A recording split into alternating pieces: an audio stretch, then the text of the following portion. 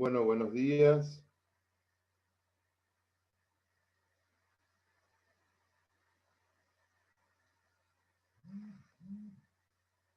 Bien, ahí. Buen día, profesor. Bien, buen día, buen día. Bueno, vamos a comenzar. Tengo una pregunta de Graciela, que me hizo ayer. Ay, se me va acá.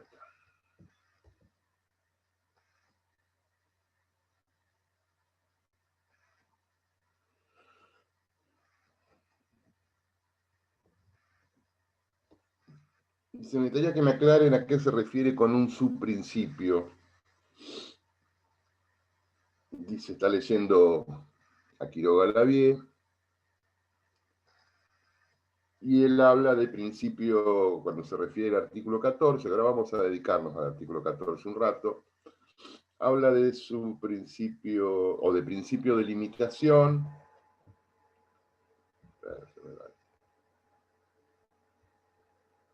Principio de limitación, su principio de reglamentación.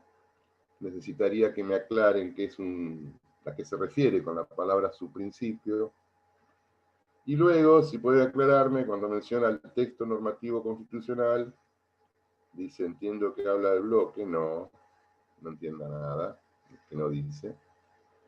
Agrega leyes orgánicas e interpretación judicial. ¿A qué se refiere con leyes orgánicas? En la segunda parte está hablando de la constitución material. ¿Qué es lo que integra la constitución material de nuestro país? La constitución material de nuestro país es la Constitución Nacional en todos sus artículos que tienen vigencia no solamente normativa, porque eso es la validez, sino que tienen vigencia y se aplican, o sea, la Constitución real, más las leyes orgánicas. ¿Cuáles son las leyes orgánicas? La ley de ministerio, la ley del Poder Judicial, las leyes con contenido constitucional, por ejemplo, la ley del Defensor del Pueblo, el Código Electoral. Son todas leyes que son sancionadas, se llaman leyes constitucionales, son sancionadas por el Congreso a los efectos de reglamentar una o varios aspectos de la Constitución Nacional. La ley del ministerio, por ejemplo, que lo van a ver conmigo cuando veamos Poder Ejecutivo. Si uno lee la Constitución, artículos 100 y siguientes de la Constitución, va a ver que existen los ministros, que el presidente designa ministros. Hay uno cuyas atribuciones y competencias están en la Constitución, que es el jefe de gabinete, y los demás son ministros. Y ustedes, si recorren la historia argentina, van a ver que hubo presidente que tuvo 5 ministros, por ejemplo, Pellegrini, 5 ministros, y este que tiene 21 ministros. Y vendrá otro que tenga 17, y otro por ahí con 12 lo hace bien, y otro por ahí necesita 40. Bueno, ¿dice la Constitución qué cantidad? No. ¿Quién lo determina? Bueno, el Poder Ejecutivo le dice al Congreso, miren, yo necesito tantos ministros. Y el Congreso, todos los años, en 1, 2 o 3 oportunidades, modifica por ley la ley del ministerio. Si ustedes quieren saber cuál es la competencia del ministro, de Defensa, van a la ley del ministerio, van al renglón Ministerio de Defensa, y ahí dice todas las funciones, misiones, funciones, organigrama interno, de todos los ministerios. Y si el presidente mañana quiere crear el Ministerio de la Felicidad, por ejemplo, que existe en Venezuela, ustedes saben que en Venezuela hay un ministro que se llama el Ministro de la Felicidad. Bueno, supongamos que en la Argentina mañana quieren poner Ministro de la Felicidad y lo quieren nombrar a Tinelli Ministro de la Felicidad. Bueno, ¿qué hace el presidente? Manda un proyecto de ley al Congreso para modificar la ley de ministerio. El Congreso verá si es razonable o no. Por lo general, siempre el Congreso le modifica la ley de ministerio, le incorpora un renglón más y le da misiones y funciones. Mañana se quiere eliminar al Ministerio de Salud, que ha demostrado que no sirve para mucho. Bueno, se manda un proyecto de ley y el Congreso modifica la ley de ministerio. La ley de ministerio es una ley orgánica, a eso voy, a ese sentido, igual que la ley de organización del Poder Judicial. La ley de organización del Poder Judicial, o la ley del Defensor del Pueblo, o las leyes de naturaleza electoral, ahora que se está hablando de la posibilidad de suspender y o eliminar las PASO, ¿no? Las primarias abiertas, simultáneas y obligatorias, que solamente esa ley integra el texto constitucional, porque viene a reglamentar una parte del texto constitucional. Las leyes electorales son leyes constitucionales. Y a eso se refiere Quiroga Lavie cuando habla, vamos a buscar, leyes orgánicas, y después dice interpretación jurisprudencial. Bueno, cuando nosotros hablamos de constitución material, que es la que rige hoy y ahora, repito, hablamos de todas las normas de la Constitución que tienen validez, pero de todas las normas que tienen vigencia. Más del 90%, 95% de la Constitución tiene vigencia. Y a eso se le agrega las leyes de carácter constitucional, la jurisprudencia de la Corte, porque es parte, la jurisprudencia de la Corte es parte de la Constitución real. Porque nos va marcando también aspectos de interpretación. La Corte en materia constitucional hace dos cosas, por lo menos por ahora. Interpreta y protege el principio de supremacía. A la Corte por recurso extraordinario se puede llegar bajo estos dos aspectos, ¿no? A los efectos de que la Corte manifieste una interpretación, que en definitiva lo que hace la Corte es defender a la Constitución, o declare una inconstitucionalidad. Son los dos aspectos que hace la Corte, por lo menos en materia de defensa de la Constitución. Después vamos a hablar en profundidad de la Corte, no es este el momento. Entonces, la interpretación constitucional integra este espacio que nosotros denominamos la Constitución material, que es la que rige hoy y ahora. Es la que rige hoy. Fíjense que la Corte tuvo que resolver hace un mes y medio, un amparo que llegó para que los formoseños puedan entrar a su provincia. Entonces son cuestiones que ocurren aquí. Y vamos a lo primero que me pregunta Graciela cuando dice esto del principio de limitación, su principio de reglamentación. Bueno, ese es el vocabulario de Quiroga Lavie, no es el vocabulario nuestro. Cada autor, cada profesor tiene su vocabulario. A él le encanta esto porque él en algún momento, ahora está muy viejito, en algún momento él entró dentro de esta etapa así del racionalismo, se alejó del naturalismo, es muy realista, es muy presente, es muy estructural, y él habla de principios y subprincipios. Bueno, a mí eso nunca en lo personal me interesó. Principio de limitación, su principio de reglamentación, bueno. Pero él habla del artículo 14, y yo quería empezar a referirme un poco al artículo 14 también, porque el artículo 14, vamos a leerlo, cada vez son menos los que vienen, ¿se dieron cuenta? Debe ser muy aburrido esto, ¿no? Pero bueno, está dentro de lo que nosotros esperábamos. Hay como 40 y pico anotados, empezaron a cursar 20 y pico. Yo tengo un promedio entre 18 y 20.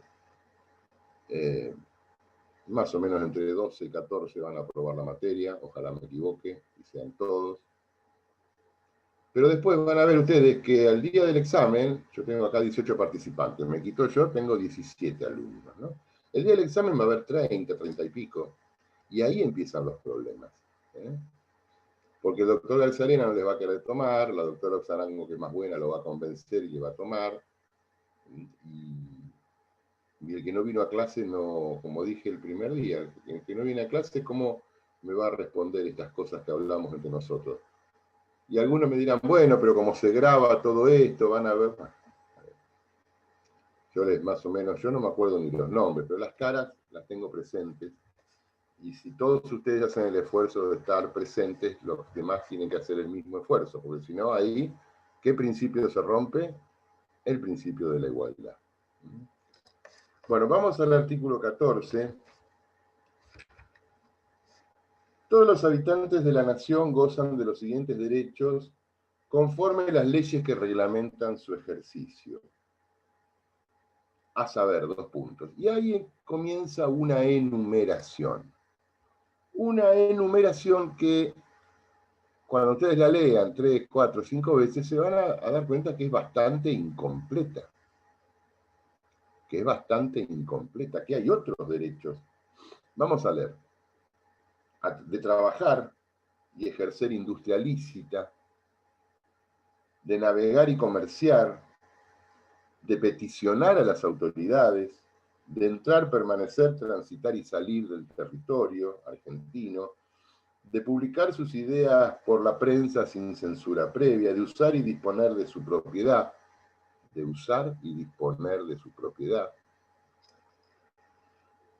de asociarse con fines útiles, de profesar libremente su culto, de enseñar y aprender. Bueno, pero eso no abarca todos los derechos. Yo siempre digo, ¿y qué pasó con el derecho a la salud? Porque acá no está. Como muchos otros que pueden ir apareciendo. Bueno, entonces acá viene la primera cuestión que tenemos que estar bien claros, que la Constitución enumera, y estos son los derechos enumerados. Y todos los que no enumera se nos denominan simplemente derechos no enumerados, pero que tienen el mismo rango constitucional. No es necesario que la Constitución los nombre. Entonces tenemos un montón de derechos no enumerados que integran también el plexo constitucional. Porque esta es la redacción de 1853, es una redacción muy amplia para 1853, pero incompleta. Entonces tenemos lo primero que se nos aparece, porque también hay derechos que hoy existen que en 1853 no. Hay derechos nuevos. Estos serían los que la doctrina, así tratando de clasificar, habla de los derechos de primera generación, los derechos civiles, que ustedes saben que hay derechos de segunda y de tercera generación. Los de segunda, los derechos gremiales, bueno, que se incorporan en el 14 bis, y los de tercera son estos actuales que vivimos, la protección del medio ambiente, estos derechos a la diversidad, a la protección del medio, a la identidad, un montón de cuestiones que son de tercera generación, algunos nos hablan como derechos colectivos, tienen ejercicio de defensa colectiva. ¿Qué derecho tiene un árbol de ser protegido? Bueno, entonces la protección. Y yo que vivo en Mar del Plata, por ahí puedo firmar una petición para proteger un árbol que vive en Neuquén.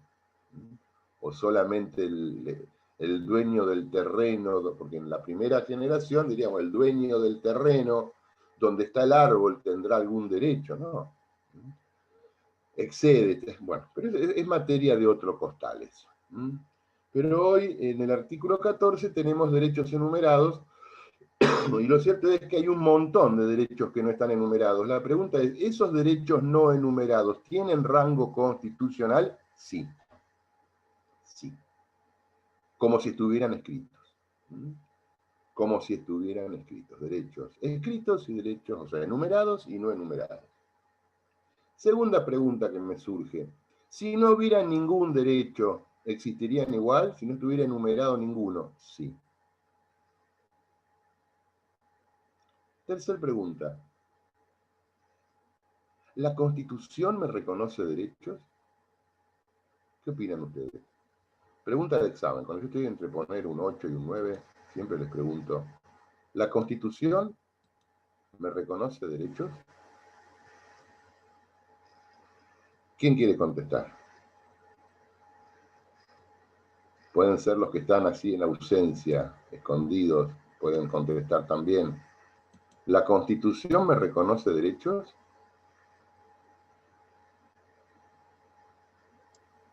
Agustina, ¿qué opina?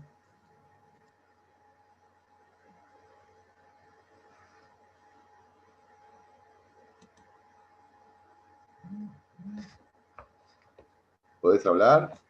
¿Me escuchan? Ahora Más o menos, decime, ¿la Constitución nos reconoce derechos? Yo considero que los derechos los tenemos por el simple hecho de existir. Muy bien, yo considero lo mismo. La Constitución no me reconoce ningún derecho. Algunos dicen, sí, la Constitución me... No, no, no, yo tengo todos los derechos. Por el simple hecho de ser persona, como dice ahora el texto del Código de persona humana, porque hay personas no humanas. Bueno, yo ya estoy viejo para aceptar toda esa nueva lingüística, pero hay personas no humanas. Bueno, yo soy persona humana, ustedes también, y por el simple hecho de ser persona, y esto no viene de ahora, esto viene del siglo XVIII, ¿no? Locke, todos los demás. Yo tengo los derechos. La Constitución a mí no me reconoce. ¿En qué lugares la Constitución reconoce derechos? En los sistemas autocráticos. En Cuba la Constitución reconoce derechos. En Rusia la Constitución reconoce derechos. En Irán la Constitución y el libro verde es el libro de la religión, reconocen derechos. En China la Constitución reconoce derechos. Entonces, ¿qué? Los habitantes tienen los derechos. En Corea ni les cuento, no hay derechos. El habitante tiene los derechos que el Estado les reconoce. Nosotros no. Nosotros tenemos un texto que nos enumera y yo le digo, bueno, y hay un renglón igual de derechos no enumerados. Y los tenemos ¿por qué? Porque somos personas. La Constitución a mí no me da ningún derecho. Sí me los protege. ¿De quién? Me los protege del Estado. Frente al abuso del Estado me lo protege de otro particular, de mi vecino. Como que mi vecino quiere ingresar a mi propiedad por la pared medianera y quiere entrar. ¿Por qué? Porque le gustó el parque y quiere entrar. No. Y ahí, bueno, la Constitución me protege de los particulares y del Estado, pero no me reconoce ningún derecho. Pensamos igual que Agustina. Así me acordaba cuando te va a llamar en el examen, pero usted me dijo que esta pregunta, bueno, no te la voy a hacer porque ya la tenés, ya la sabes. Bueno, entonces, el artículo 14, lo que más me interesa a mí es la primera parte. Cuando dice todos los habitantes gozan, es una enumeración de los siguientes derechos, gozan quiere decir se usan, pero dice conforme a las leyes que reglamenten su ejercicio. Acá está el principio de reglamentación o de limitación, porque no tenemos un ejercicio absoluto de los derechos. Ahí sí el Estado se mete. No nos reconoce nada, nos viene por el simple hecho de ser personas. Pero sí el Estado se mete en la reglamentación de su uso, porque no existen derechos de uso absoluto si queremos vivir en una sociedad democrática. No existen derechos de uso absoluto. Todos los derechos son de uso relativo. ¿Y quién le otorga esa relatividad? La reglamentación legal. Los derechos pueden ser reglamentados.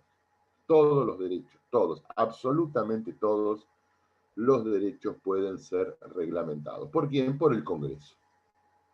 Solamente por ley. Bueno, ahora vemos que los derechos están siendo reglamentados por DNU, ¿no? Porque hay DNU que no me permiten salir del país, hay DNU que no me permiten ingresar al país. Pero bueno, en la Argentina normal los derechos se reglamentan por ley. Esto hizo que muchos autores intentaran sistematizar la jerarquía de los derechos, porque si bien todos son de carácter constitucional, no todos tienen la misma jerarquía. Yo en esto sigo un profesor, que era profesor, era titular de una de las cátedras de esta materia en la Facultad de Derecho, el profesor Ekmejian. Ustedes lo van a escuchar, esto fue creo que la doctora Oxarango, en algún momento de su carrera lo deberían escuchar, estos famosos fallos de Mejián con Sofovich por derecho a réplica, ¿no? El pacto de San José de Costa Rica. Mejián es un armenio difícil, un tipo con una capacidad enorme.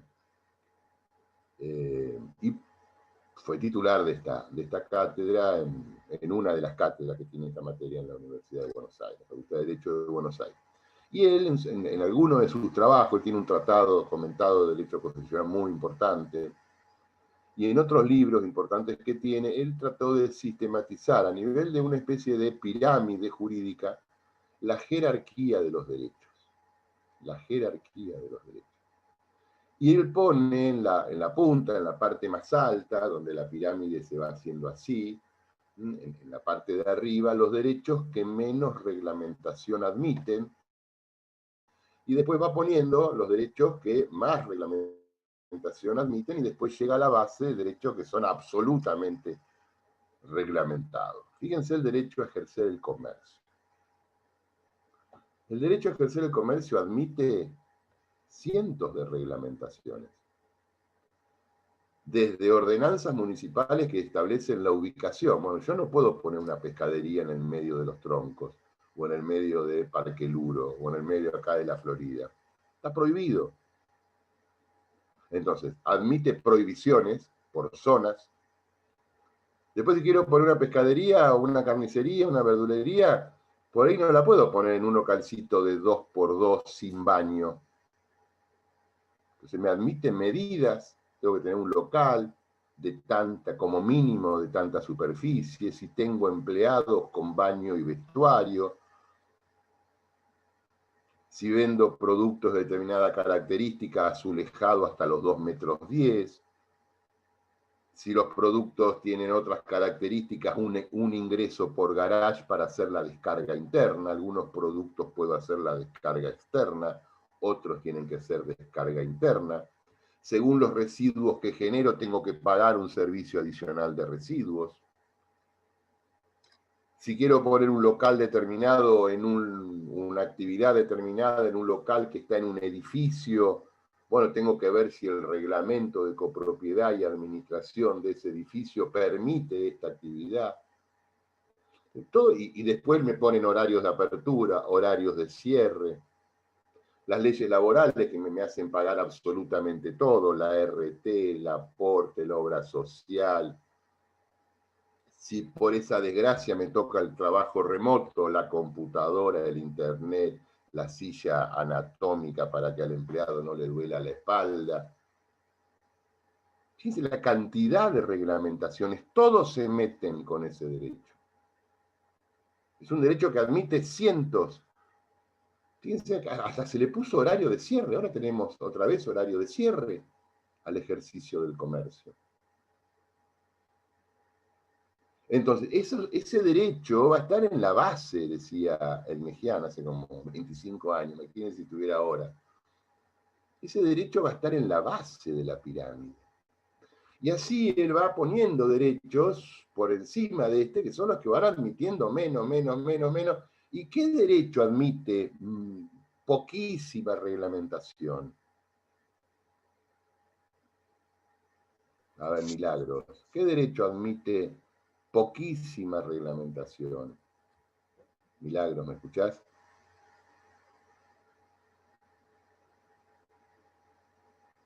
¿Me escuchás?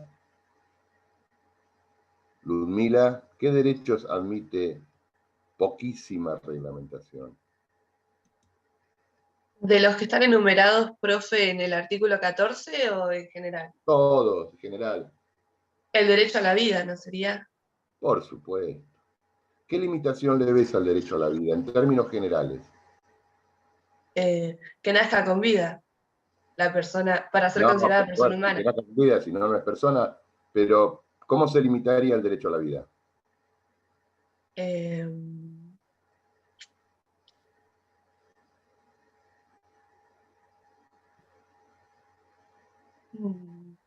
¿Cómo se limita el derecho a la vida? Decilo, decilo. ¿Cómo se limita el derecho a la vida? eh, Está en discusión este país, ya discutimos todo. Los pañuelos relacionada al verdes. tema del... ¿Cómo? ¿Qué son los pañuelos verdes? Sí, relacionada al tema del aborto, la El despenalización del aborto, el aborto. aborto, el aborto, ¿no es una limitación al derecho a la vida? Sí, Sí. sí, sí, sí. La pena de muerte, en los países que hay penas de muerte, Estados Unidos, China. ¿La pena de muerte no es una limitación al derecho a la vida? Ahí te Y saco sí. la... Sí. La eutanasia, en Bélgica, y está avanzando en muchos países, Holanda, muchos países europeos. Un día va a llegar acá porque si se permite el aborto, ¿por qué no se permite la eutanasia? Que es quitarse la vida en forma voluntaria, sin sufrimiento. ¿Por qué voy a tener una persona enferma sufriendo si esa persona no quiere vivir más? ¿Para qué hacemos durar a la gente? Vivir no es durar.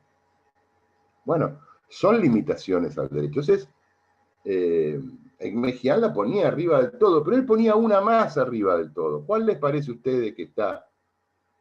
Porque él decía, el derecho a la vida, bueno, admite reglamentaciones, la pena de muerte, que en nuestro país está prohibida, pero la pena de muerte es una limitación. El aborto, la eutanasia.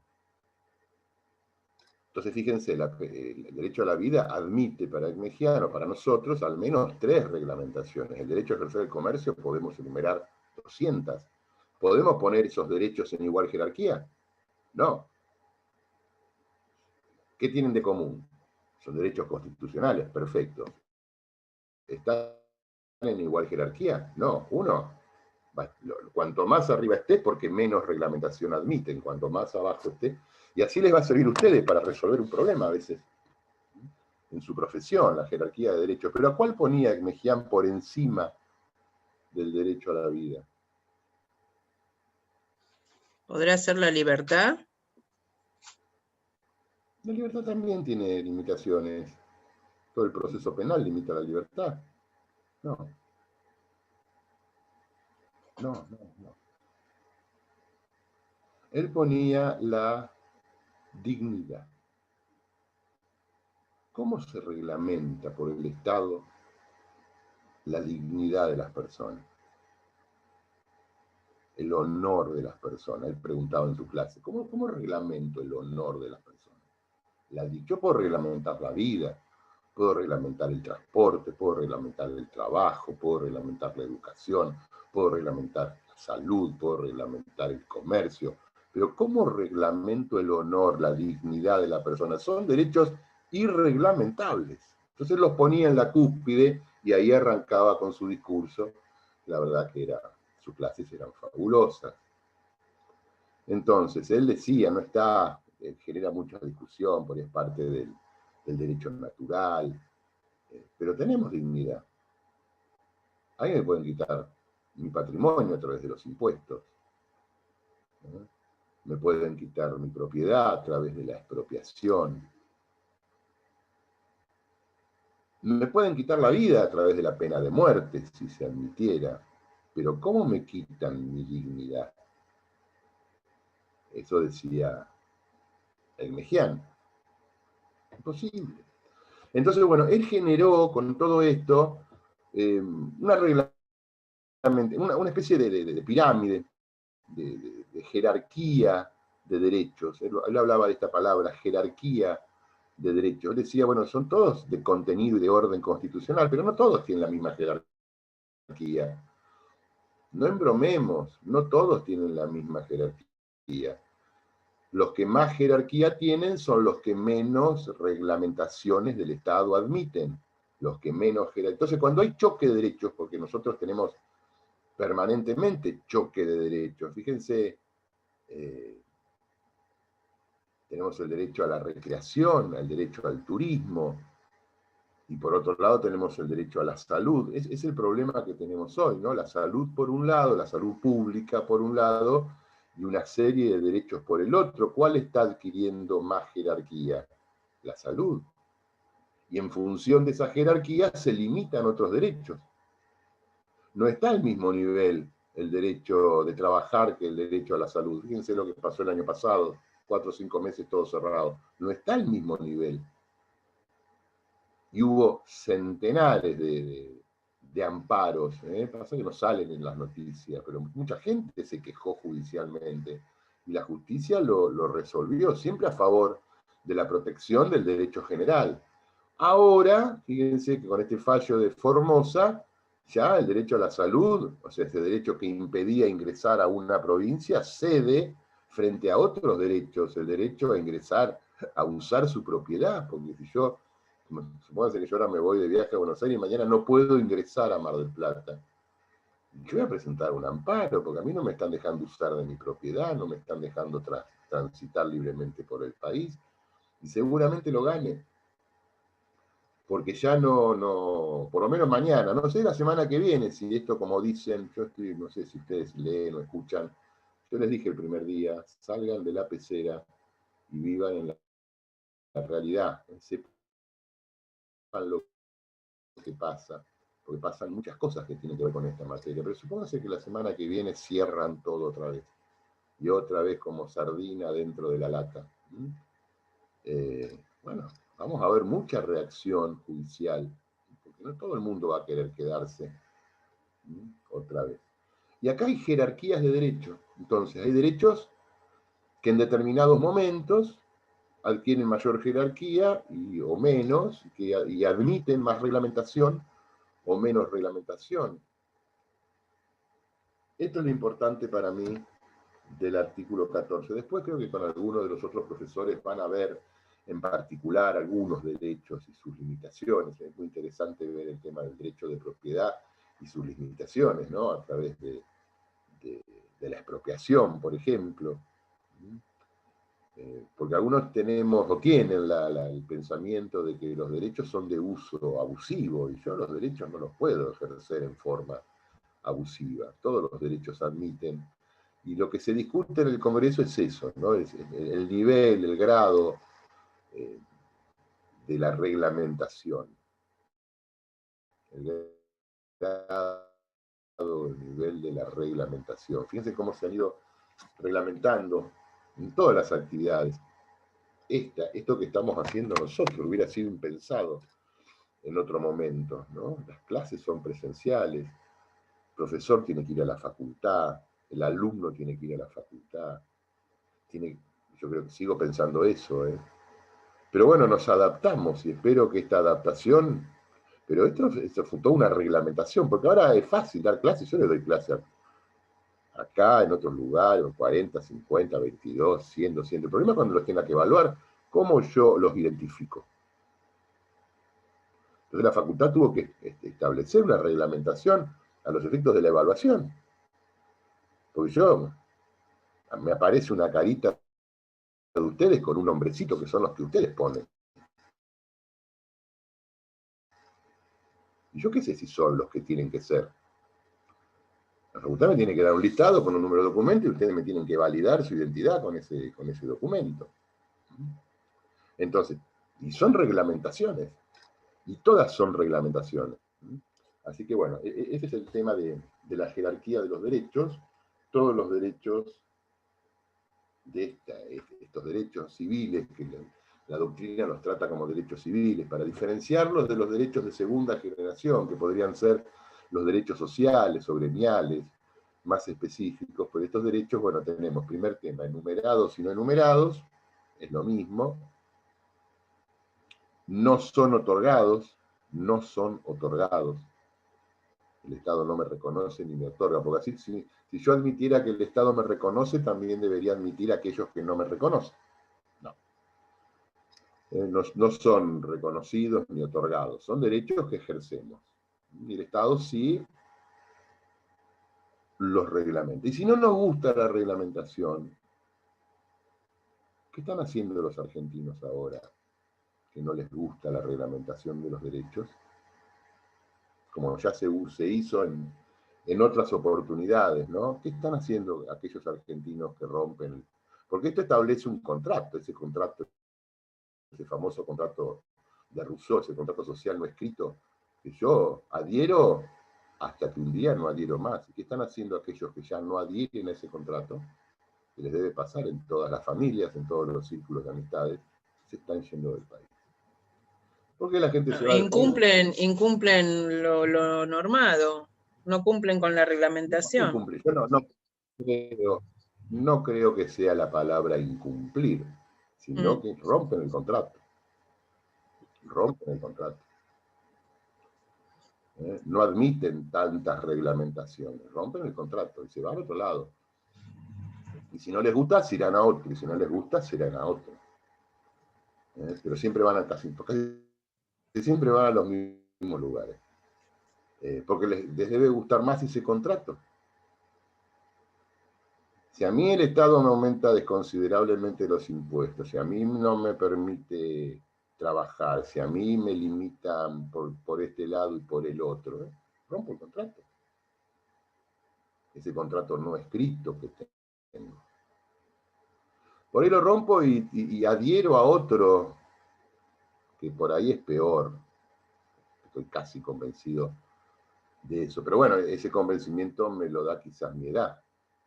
Pero a los 20, 21, 22, bueno, está bueno romper el contrato y total, después siempre pueden volver. Y ese es el problema. Ese es el gran problema. Ah, usted habla en el sentido de que se van del país, ¿en ese sentido habla? No, te rompe el contrato. O sea, a mí me reglamentan tanto mis derechos. Supónganse que mañana me saliera una disposición de la facultad que me estableciera o que me dijera lo que yo tengo que dar en clase. Me están reglamentando mi ejercicio, mi tarea docente y de mi libertad de expresión. Renunciaría, me voy a otra facultad. Renunciaría, rompo el contrato. Bueno, en este caso tengo un contrato formal. Pero si mañana el Estado me limita a trabajar, me limita a transitar, me limita a ir de un lugar al otro, tengo que pedir esto, que para ustedes es muy novedoso y lo admiten, chárlenlo con sus mayores. Que yo tenga que pedirle a través de mi teléfono, a través de la aplicación, no sé si Mi Argentina o Cuidar, permiso para salir a la ruta, pero ¿dónde se vio eso? Que tengo que pedir un permiso al Estado para subirme a mi auto y salir por la ruta 2. ¿Qué es China esto? ¿Dónde se vio eso? Claro, ya bueno, pues un permiso. Así empiezan las cosas. Así empiezan las cosas. La urticaria empieza con, me empecé a rascar una cascarita, una picadura me empecé a rascar, después me rasco 100. Y ahí me infecté. Que le tenga que pedir permiso a un teléfono para subirme al auto y irme a Buenos Aires, estamos todos locos. Bueno, esas son las limitaciones de derechos, son momentos, ahora después se alivió todo esto, ahora está volviendo, son olas, como el mar, pero así son las reglamentaciones de derechos. Así son las reglamentaciones de derechos. Y algunos, bueno, yo decía, sí, al pasar, rompo el pacto, rompo el contrato social, no puedo vivir acá. ¿Dónde se están yendo? Bueno, a muchos lugares. Tengo amigos que se han ido a Asunción del Paraguay, dicen que se la pasa bárbaro, un poco de calor debe hacer.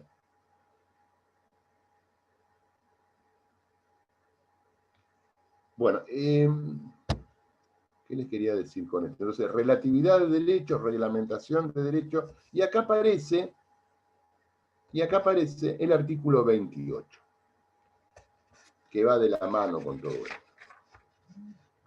El artículo 28 es el principio de razonabilidad. Vamos a leerlo. Los principios, garantías y derechos reconocidos en los anteriores artículos, si bien acá aparece la palabra reconocidos, no le demos la entidad que pudiera tener, porque yo le acabo de decir que el Estado no reconoce. Pero bueno, este artículo viene de 1853, en aquel momento tenía algún sentido, hoy esta palabra genera ruido, porque las doctrinas más modernas son las que hablan que el Estado no reconoce. Pero bueno, no importa, los principios, garantías y derechos reconocidos en los anteriores artículos no podrán ser alterados por las leyes que reglamenten su ejercicio. Y acá, antes de parar ahora 3, 4 minutitos, lo primero que tenemos que hacer, los que me siguen desde el primer día, es una interpretación extensiva. Tenemos que hacerle decir más al artículo de lo que el artículo dice, porque el artículo me está metiendo solamente en los principios, garantías y derechos de los anteriores artículos. Y yo les acabo de decir que hay un montón de derechos, principios y garantías que no están enumerados. Pero sí les alcanza el principio de razonabilidad del artículo 28. Pongamos, para que lo entendamos todo, el derecho a la salud. No está enumerado. ¿Entra dentro de esta reglamentación del 28? Por supuesto que entra. Por supuesto que entra. Entonces, lo primero que hago con el artículo 28 es un ejercicio de interpretación extensiva, de hacerle decir más que lo que dice,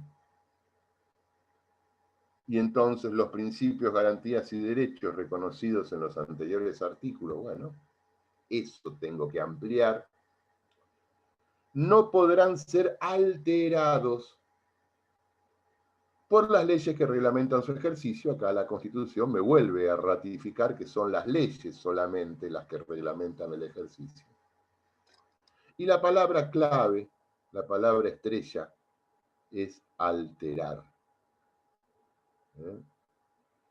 No podrán ser alterados. Fíjense que el constituyente incorporó esta palabra en 1853 y esta palabra se mantuvo hasta hoy con esa protección que solamente tienen,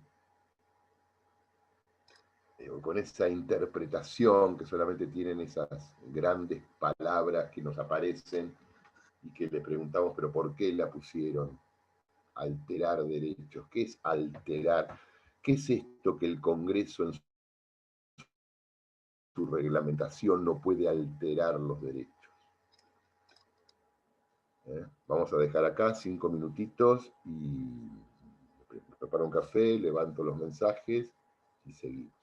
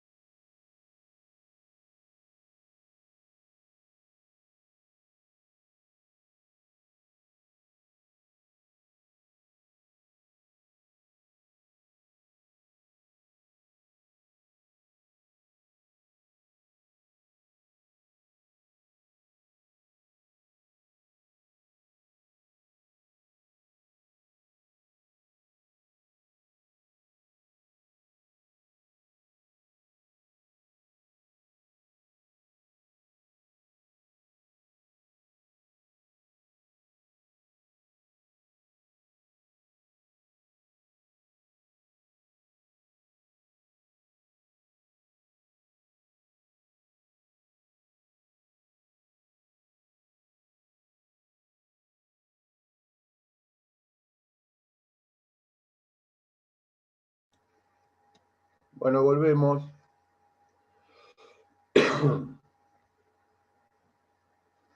Bueno, apareciendo.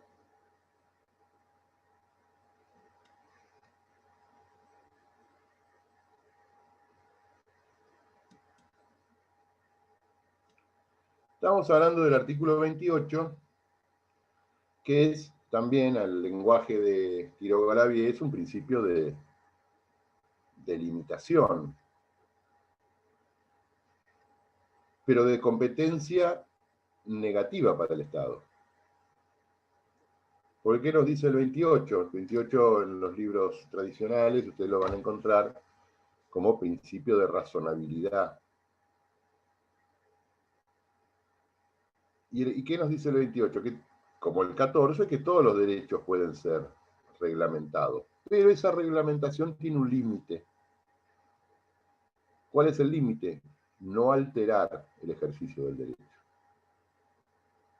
Porque el Estado a veces, si no se le pone un límite, avanza y avanza y avanza. Y siempre tienen que estar las cosas en un punto medio, siempre hay tensión en el punto medio. Imagínense una línea recta, de este lado estamos nosotros, los particulares, de este lado está el Estado, acá yo entro justo, y esta línea recta, y hay un punto medio, ese famoso punto medio aristotélico, ¿no? Es el donde la vida transcurre. Y ese punto medio es tensionado. Es tensionado. Siempre hay tensiones. Nosotros como particulares queremos avanzar sobre el punto medio. Cuando, por ejemplo, yo voy a un restaurante, termino de cenar y me quiero fumar un cigarrillo después de cenar. ¿Puedo fumar en el restaurante? No. Ahí se da el punto de tensión, me tengo que ir afuera, porque ahora está razonablemente restringido en función de un interés general.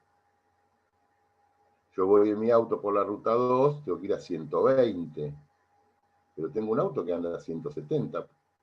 Entonces quiero ir a 170, hasta que me aparece la caminera, el policía.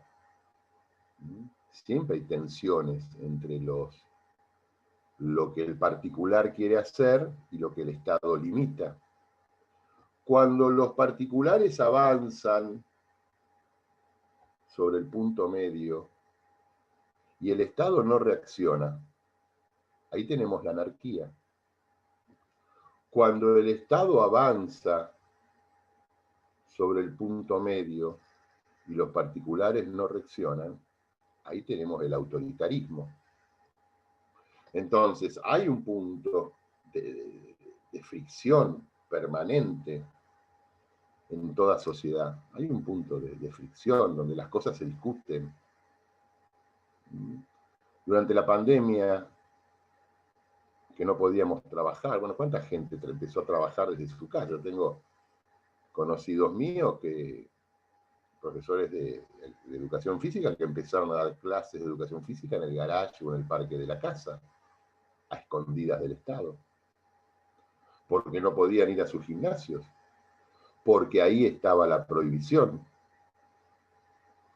Entonces siempre hay fricciones. Y nosotros como particulares queremos avanzar, porque a mí a veces no me satisfacen. Yo vengo a las 3 de la mañana después de una reunión a mi casa y hay un semáforo que se pone en rojo. Ese es el Estado que me está diciendo frená. Y yo verifico, bueno, está mi seguridad, pero a las 3 de la mañana si paro en ese lugar, me asaltan. Entonces, ¿qué hago? No respeto al Estado, avanzo. Por respeto al Estado me quedo. Bueno, son decisiones personales. Son decisiones personales. Siempre tenemos un punto de fricción. Y eso lo da la reglamentación, ¿no? Cuanto más reglamentación, el Estado avanza más. Cuanto más se reglamenta el ejercicio de los derechos, menos margen de libertad individual queda. Cuanto más margen de libertad individual yo quiero tener, menos Estado queda. Anarquía es la ausencia total del Estado. autocracia, totalitarismo. Bueno, hay una diferencia entre autocracia y totalitarismo, que ahora la vamos a ver si quieren. Pero cuanto más avanza el Estado, menos margen de libertad individual. Y el artículo 28 entonces me trata de poner un límite, que es la razonabilidad, que es la no alteración. ¿Qué me dice la Constitución? El Estado puede reglamentar los derechos. ¿Cuál es el límite? Que la reglamentación no torne al derecho inaplicable. Los derechos admiten reglamentaciones. Fíjense, lo vimos recién, el comercio. 1, 2, 3, que el horario, que la superficie, que la carga y descarga, que la salud pública, que la bromatología, que los derechos laborales, que esto, que lo de más allá, que los impuestos, el IVA, ingresos brutos, seguridad, higiene, todos quieren comer del mismo plato, el Estado nacional, provincial, municipal. Entonces, cuando ustedes van a un restaurante, fíjense si cuando pagan les emiten una factura, no esas adendas. Si les emiten una factura es porque, bueno, están con su precio, están pagando un montón de impuestos. Si no les emiten factura, yo a veces te van a molestar. Digo, bueno, no me facturés, pero descontame el 21% de IVA.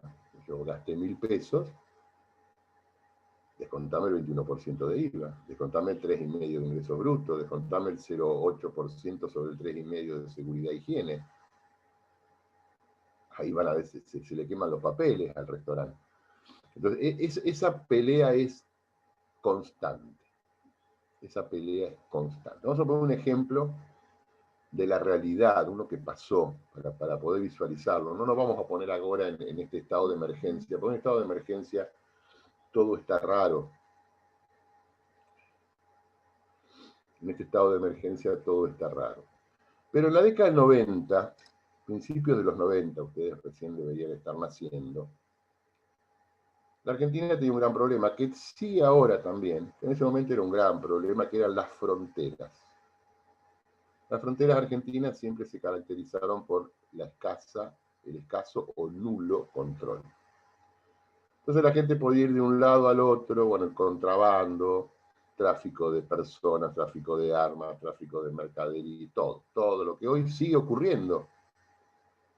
Pero en aquel momento, ¿qué pasaba cuando uno salía del país? Cuando uno salía del país, le hacían llenar unos papeles con carbónico y arriba del avión, o en el barco, o en el tren, o en el colectivo, bajando del auto en el puesto fronterizo, uno llenaba con casillero, bueno, y esos papeles, que eran los certificados de egreso, y que después había que no perderlo, porque con una de esas copias había que volver a ingresar, supuestamente cada tanto se mandaban a la Dirección Nacional de Migraciones y hacía una estadística que llegaba 6, 7 meses tarde. Era imposible controlar. Fíjense, si hubiera una orden de captura para una persona, hasta que llegaba la orden de captura al puesto fronterizo, la persona ya había entrado y salido 20 veces. Entonces, en el gobierno del presidente Menem, mediante un decreto de necesidad de urgencia, se estableció lo que se llamó la tasa migratoria.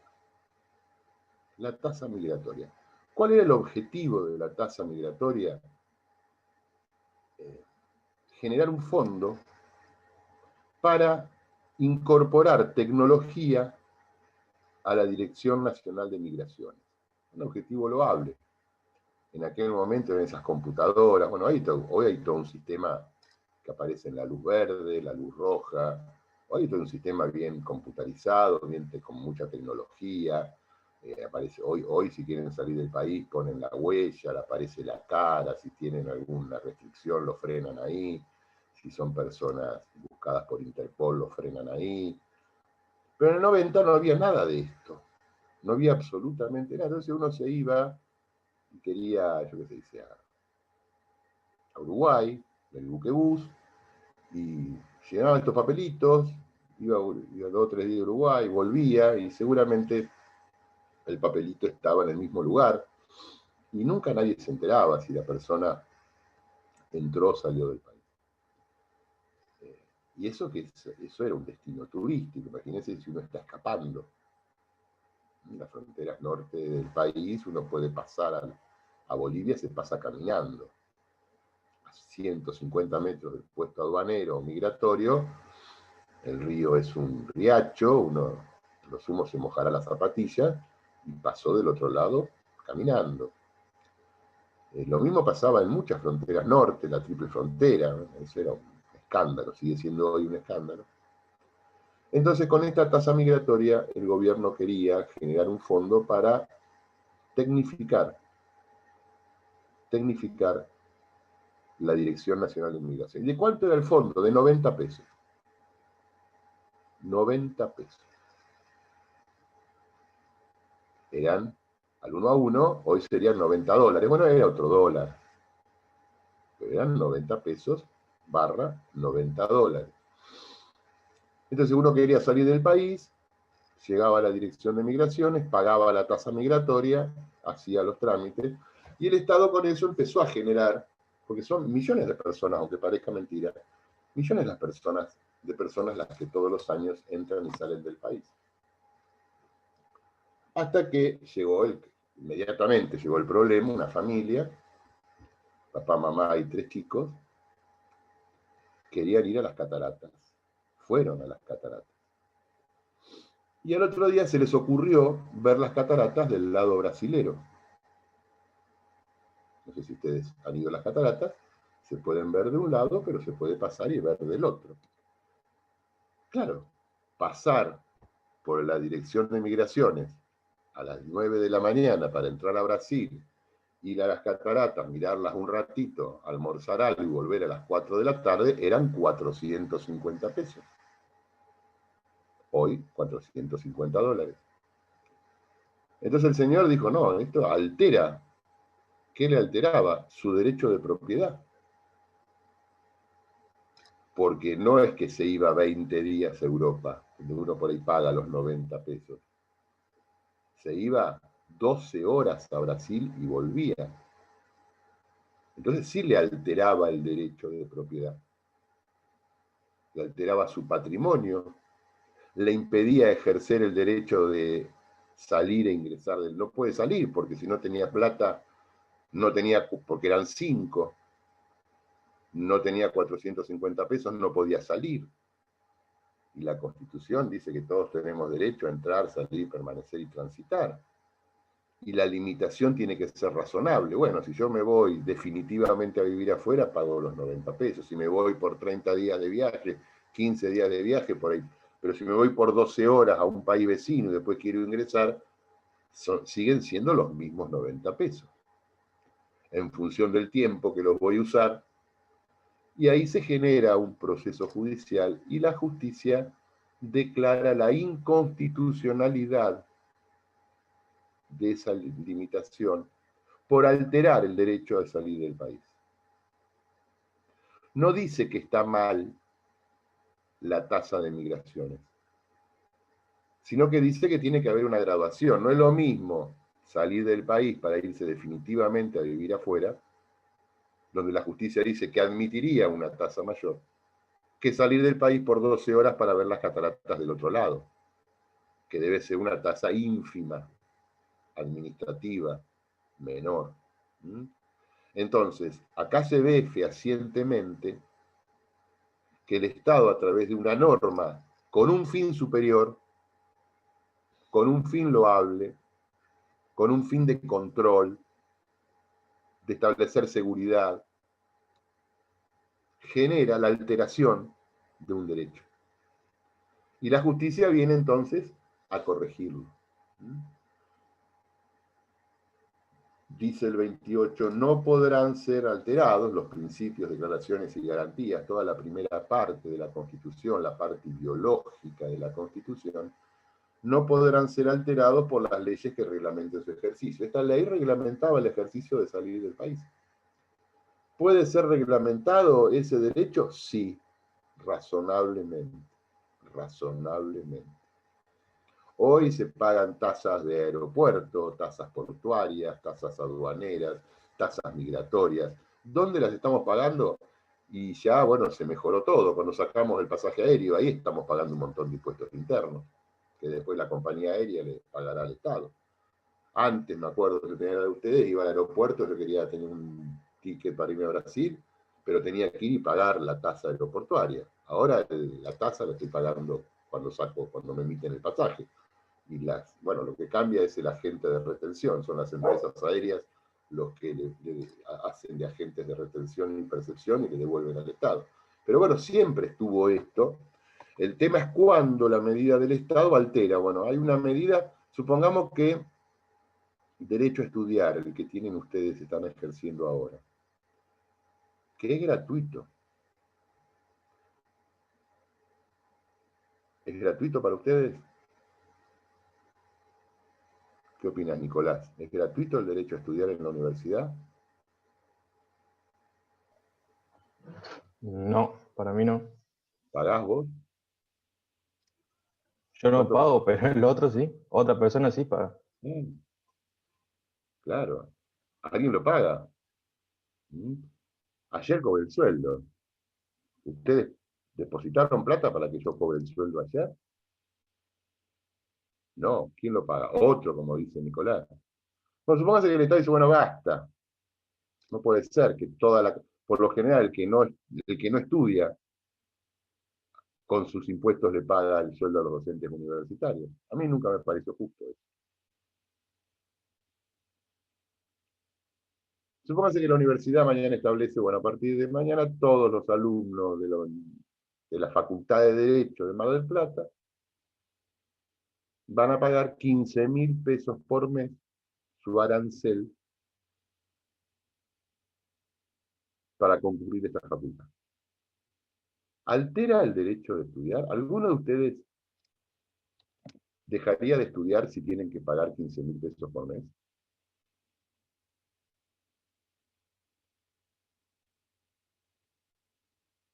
Libre, escucho. No sé si Sí, altera. yo no puedo, ¿eh? No sé si altera, pero capaz que pensás en otras alternativas. Si tenés que pagar 15.000 pesos para la pública, capaz te fijás si tenés que pagar un poquito más para ir a la privada.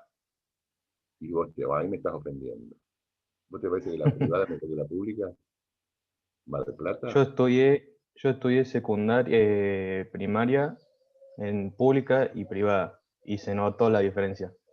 Sí, en la primaria, en la secundaria sí, pero en la universidad no. Sí, por No, supuesto. en la universidad No, por no supuesto, tengo idea. pero en la universidad no, ¿eh? Con mucho orgullo digo que por lo menos en Mar del Plata, y en Derecho, si yo tuviera que, ustedes me dijeran, bueno, me quiero ir a una universidad privada para estudiar Derecho, yo le diría, bueno, vaya a la San Andrés en Buenos Aires, y nada más. Pero, y está, yo creo que la Facultad de Derecho de la UBA, de La Plata, de Córdoba, no tienen, las privadas no les llegan ni a los tobillos. Salvo la Universidad San Andrés, en algunas especialidades, pero son universidades de posgrado, pero al margen de esto. Y esta, que dentro de todo es bastante buena. Pero si yo le digo, Nicolás, a partir del mes que viene, vos para poder venir a la facultad tenés que pagar 15.000 pesos por mes de arancel para ejercer tu derecho a estudiar. ¿Vos lo podés pagar? No, en este momento no. No, bien, bien. Ahí sí, me complica. ¿Quién se complica? ¿Quién más no lo puede pagar? Un montón no lo puede pagar. Pero yo te digo, no son 15.000. Son 1.500 por mes. ¿Vos lo podés pagar?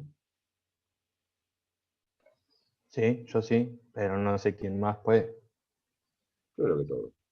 Pero bueno, ahí está el tema del alterno. Más allá de que la cuestión ideológica y política de la gratuidad de la educación pública es una gran mentira, porque alguien paga.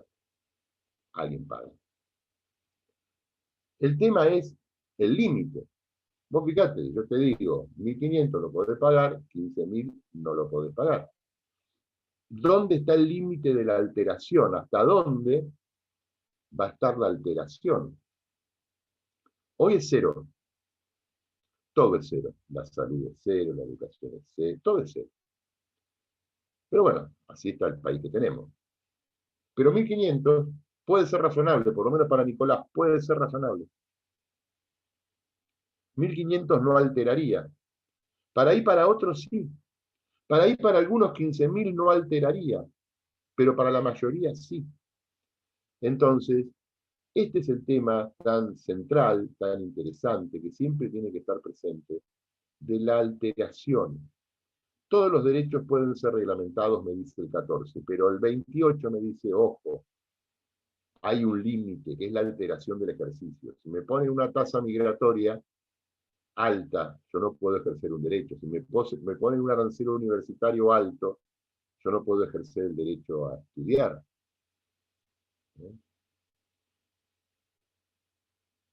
Ahora que lo hemos visto en esta pandemia, cuántas limitaciones era el aforo, volvió a aparecer la palabra aforo. El aforo es la cantidad de gente que puede estar dentro de un lugar.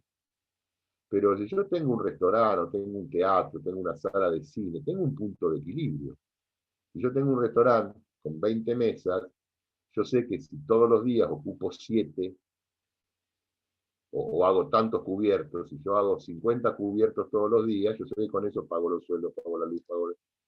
Pero si el Estado me reduce a la mitad del aforo, y me reduce el horario, y me da el distanciamiento, entonces yo, con suerte, si todos los días hago 55 cubiertos, termino fundiéndome. ¿Cuál es el límite? ¿Cuál es el momento en que la reglamentación del Estado comienza a invadir el área de los particulares, impidiendo el ejercicio del derecho? Impidiendo el ejercicio del derecho. Y ahí vemos los estados que más impiden el ejercicio del derecho transitan por el lado del autoritarismo. Los estados más permisivos van camino a la anarquía. Las sociedades lo regulan a través de su participación en los procesos electorales, eligiendo gobiernos más restrictivos o más liberales. Y así funciona el sistema. Y así funciona el sistema. No tiene nada de bueno, nada de malo. Es una realidad. ¿Cuál es la diferencia entre totalitarismo y autoritarismo? Que yo la marqué por ahí. ¿Son términos sinónimos? No. No. El autoritarismo es aquel gobierno que, elegido mediante el procedimiento electoral constitucional, una vez en el ejercicio del poder, no respeta la Constitución o no respeta las leyes. Esos son los gobiernos autoritarios. Acceden mediante el proceso constitucional. Y en el desarrollo o en el ejercicio no respetan demasiado ni la Constitución ni las leyes en vigencia. Esos son gobiernos que se denominan autoritarios. Los gobiernos totalitarios son los que acceden mediante un procedimiento no constitucional. Todos los golpes de Estado en la Argentina fueron totalitarismos, porque accedieron mediante procesos no constitucionales. Y algunos gobiernos son autoritarios, porque acceden mediante procesos constitucionales validados, respetados, no objetados, pero después, en el ejercicio, bueno, tienen algunas limitaciones para cumplir con la Constitución, con las leyes. Esa es la diferencia entre autoritarismo y totalitarismo. ¿Preguntas sobre esto? ¿Sobre principio de razonabilidad? ¿Sobre reglamentación de las leyes? ¿Jerarquía de derechos? ¿Ninguna? ¿Alguna tiene que aparecer? Yo tengo una pregunta. Dale. La jerarquía dijo que la máxima, digamos, es la que no tiene reglamentación, o es la que menos tiene. No, ahí yo diría que la máxima es la que no tiene. La que no tiene. Lo que pasa es que son derechos muy subjetivos, difícil de medir, pero bueno, él lo ponía cuando Ekmejian ponía el tema del derecho al honor personal, como un derecho indestructible. ¿Cuánta gente en la historia del mundo, ¿no?, ha hecho ejercicio de ese honor personal, que no puede ser mellado por nada, no puede ser, es indescriptible, indescifrable, no puede ser reglamentado, no puede haber una ley que impida a la gente tener dignidad, honor. Pero sí puede haber leyes que después limiten otros derechos. Entonces, imagínense, bueno, de los limitables, en la cúspide está la vida. De los no limitables, de los intangibles, porque la vida es igual para todos. Todos nosotros tenemos el mismo concepto de vida. Un día nos morimos. Pero no todos tenemos el mismo concepto de dignidad o de honor. Son distintos.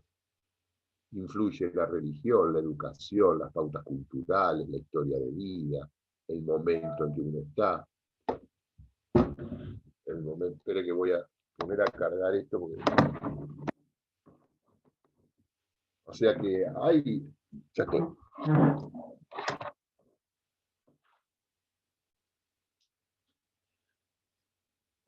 Ahí me pareció que se quedaba sin batería. Bueno, hay un montón de cuestiones, pero entre los regulables está la vida, como...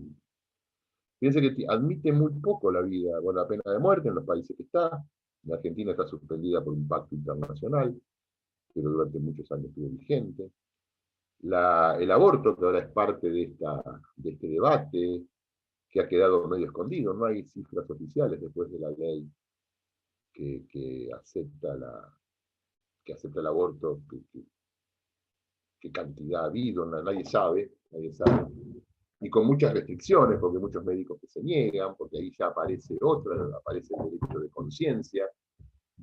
Bueno, el derecho de conciencia es bastante difícil de regular, ¿no? Hay una ley que establece que el médico tiene que hacer tal o cual práctica, pero la conciencia particular de ese médico, su religión, su estilo de vida, su formación, le impide hacerlo. Ahí hay un choque de derechos.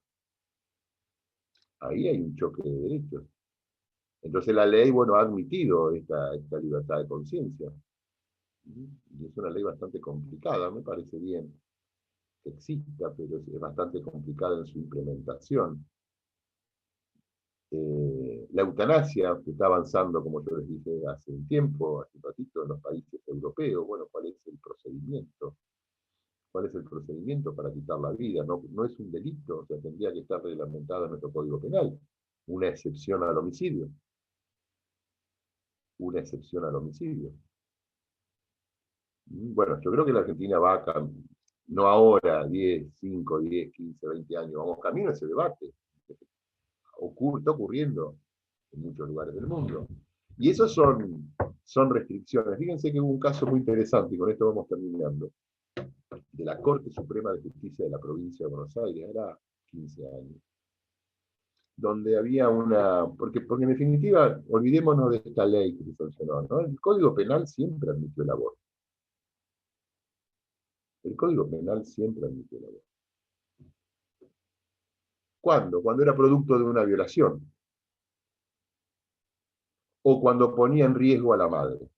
Eran las dos excepciones. Que ponía en riesgo a la vida de la madre, y ahí se tomó una decisión política, proteger a la madre. A veces las madres renunciaban a la protección.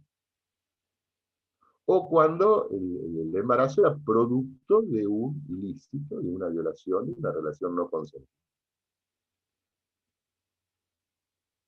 Hace muchos años en la provincia se da un caso de que una madre estaba cursando un embarazo y el feto tenía una enfermedad que en ese momento se empezó a detectar, porque la tecnología también va ayudando, no es lo mismo hablar de esto fines del 1800, mediados del 1900, que hoy la tecnología va avanzando y va ayudando a detectar. ¿Qué le pasaba a esta persona, a este feto? No tenía cerebro. No tenía cerebro. Una malformación que determinaba inexorablemente que cuando naciera moría. Cuando naciera moría. porque no tenía forma de vivir fuera del vientre de la madre.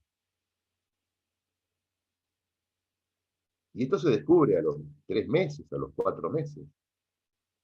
Antes no se descubría porque no existía la tecnología. Pero bueno, gracias a Dios ahora existe.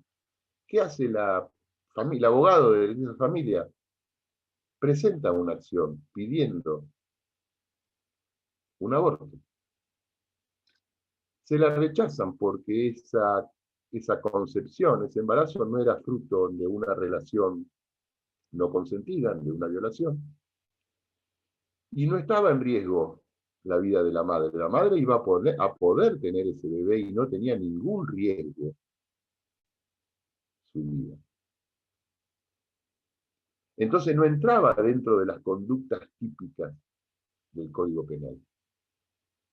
No entraba dentro de las conductas típicas del Código Penal. Pero ¿cuál era el problema? Que decía el abogado. Que esta señora tenía que transitar los próximos 5 meses del embarazo sabiendo que cuando naciera el bebé moría. Ni los sistemas más horripilantes, ni las dictaduras más violentas generaban esa locura psicológica. ¿Cómo iba a terminar esta señora? ¿Cómo iba a terminar esta señora? ¿Era razonable el pedido del abogado? Yo creo que sí. ¿Pero la ley lo contemplaba? No. La ley no lo contemplaba. Entonces, lo formal que hubiera sido que transcurra el embarazo, porque ese embarazo no ponía en riesgo a la salud de la madre y no era producto de una violación. Pero todos sabían que cuando ese chico nacía, moría. Y el problema no era el chico pobrecito que nacía y moría, el problema era la madre que estaba 5 meses gestando un embarazo sabiendo que eso no tenía destino. La verdad era un sufrimiento, era la peor condena. Bueno, la Corte de la Provincia, un fallo inédito, hace un persaltum, le saca el expediente al juez, que pobre tampoco tenía mucho para hacer, porque el juez tenía que respetar la ley ahí, y autoriza el aborto. Un aborto médico, y fue contrarreloj, porque tenían que actuar rápido. ¿De qué servía que se demore 2 o 3 meses el expediente? Porque cada día que pasaba el expediente era un día más de un sufrimiento psicológico que nadie sabía qué consecuencias podía tener para esa persona. Bueno, entonces acá se avanza en ese aspecto, un fallo que después yo no estoy en condiciones de decir el nombre de la enfermedad, me supera, no sé cuál es la patología, es una malformación, pero muy específica, que ha habido un par de casos, es un caso cada millones, pero bueno, ocurren, y ahí se da, entonces, vía judicial,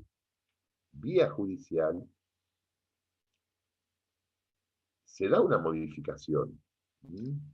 Jurisprudencia, Graciela, forma parte del derecho constitucional material. Con ese caso, después hubo 2 o 3 casos en otros lugares del país, porque esto ocurría. ¿Cuál es la diferencia?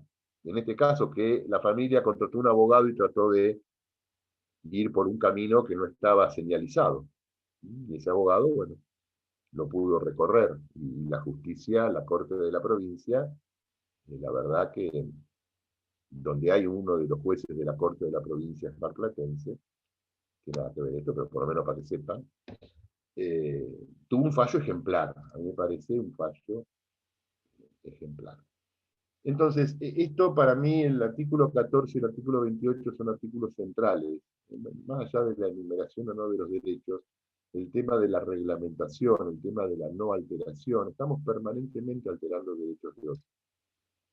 Estamos permanentemente, a veces las alteraciones tienen un fundamento médico, sanitario, a veces no, a veces tienen un fundamento económico, a veces no. Hay de todo, ¿no? Y estamos viendo ahora en estos meses de pandemia, a veces hasta situaciones que uno no sabe de dónde. Esta restricción que pusieron, y que ahora seguramente vuelve que no se puede circular, yo qué sé, de 2 a 6 de la mañana. ¿De dónde surge eso? ¿Cuál es el estudio médico que me diga que es más problemático infectarme en la calle de 2 a 6 de la mañana que de 8 de la mañana a 16 de la tarde? Ahí sí puedo circular. Pero de 2 a 6 de la mañana que salen todos los COVID dando vuelta, hay una invasión de bichos y ahí están terribles. Ahí no puedo andar en la calle porque están terribles. Pero ahora a las 10 me voy a trabajar y trabajo hasta las 6 de la tarde, no pasa nada. Ahí están adormecidos por la humedad, por el calor. Fíjense, es irrazonable. Es una palabra, ¿cuál es la palabra? Irrazonable. Si es contagioso, contagia a las 24 horas. ¿Cuál es el problema de las 2 a las 6? O sea, hay gente que le gusta encerrar a los demás. Es una cuestión ideológica la restricción. Que a mí me digan, bueno, reuniones de 10 personas. ¿Dónde están? ¿Por qué no de 11?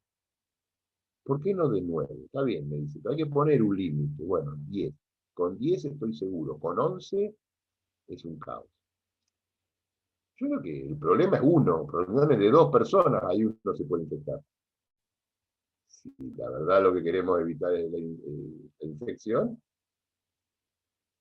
Entonces, fíjense que son límites, son reglamentaciones, son los barbijos, que tienen que tener tantos milímetros, que ser de tal material, que ser del otro material. El negocio del barbijo en la Argentina o en el mundo fue terrible. Hay barbijos con cara, todas las marcas sacaron barbijos, todos los clubes. Ejercer el comercio, derecho a ejercer el comercio. Entonces, analicen las restricciones.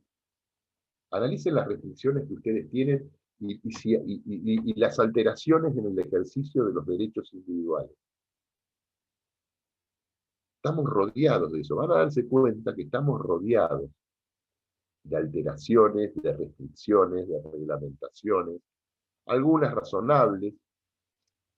Yo utilizo la palabra razonable en función del artículo 28, principio de razonabilidad, y otras irrazonables. ¿Cuándo son irrazonables? Cuando alteran el ejercicio de un derecho. Cuando lo alteran tan significativamente que yo no puedo ejercer el derecho. Si a mí me dicen, bueno, usted puede salir del país, yo me quiero ir a Estados Unidos, usted puede salir del país. En Estados Unidos no va a tener ningún problema, ningún problema. ¿A dónde va? A Florida. En Florida no hay problema. ¿Cuántos argentinos están yendo a Florida a vacunar? Pero después cuando usted vuelva, se tiene que hacer un PCR a su costo, me parece bien, pues creo que siempre tuvo que ser a costo del que se lo hacía. Y no importa el resultado, usted va a estar o 10 o 14 días aislado, aunque esté sano. Eso no es irrazonable. Y si está enfermo, va a ir a un hotel a su costo, no a su casa. Yo vivo en Capital, ¿por qué no puedo ir a mi casa? Si yo vivo en Río Negro y entro... porque la única frontera abierta es Ezeiza. Es como que el Estado Nacional no puede controlar ninguna otra frontera que no sea Ezeiza. Están todas las fronteras cerradas. Y después salió en el diario ayer que descubrieron un barco que hacía contrabando de soja por uno de los canales del río Paraguay. Una cosa increíble. Entonces, fronteras cerradas, fíjense la cantidad de limitaciones. Usted puede salir, pero para entrar es un problemón entrar al país.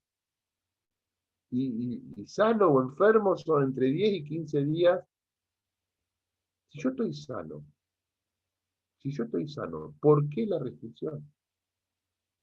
Bueno, ahí hay alteraciones, por supuesto que no salen en los medios, hay centenares de medidas judiciales dando vueltas. Y algunas con resultados favorables a favor de los particulares, donde el Estado a veces apela, a veces no apela, que no nos enteramos porque son cuestiones minúsculas. Así que bueno, estudiar bien este tema del artículo 14, del artículo 28, principio de razonabilidad, que es uno de los principios con el de supremacía y el de control más importantes que tiene nuestra Constitución. Bueno, siendo 9:30, dejamos acá. Cualquier duda o consulta me la hacen por el grupo y nos vemos la semana que viene. Que tengan una buena semana y hasta luego. Chao.